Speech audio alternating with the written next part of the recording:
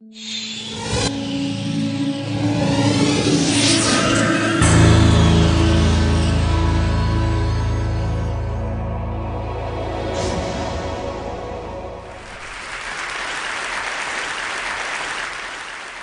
are drowning in news. Reuters alone puts out 3.5 million news stories a year. That's just one source. My question is, how many of those stories are actually going to matter in the long run? That's the idea behind The Long News. It's a project by the Long Now Foundation, which was founded by TEDsters, including Kevin Kelly and Stuart Brand. And what we're looking for is news stories that might still matter 50 or 100 or 10,000 years from now. And when you look at the news through that filter, a lot falls by the wayside.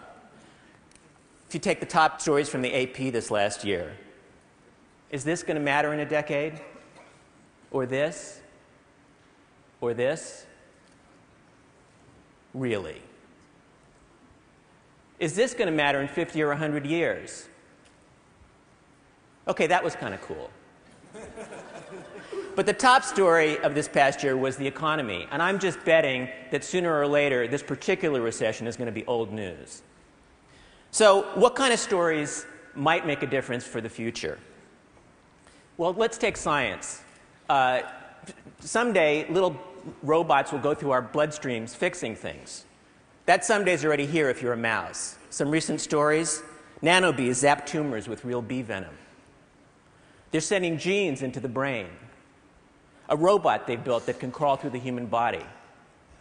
What about resources? How are we going to feed 9 billion people? We're having trouble feeding 6 billion today. As we heard yesterday, there's over 1 billion people hungry. Britain will starve without genetically modified crops.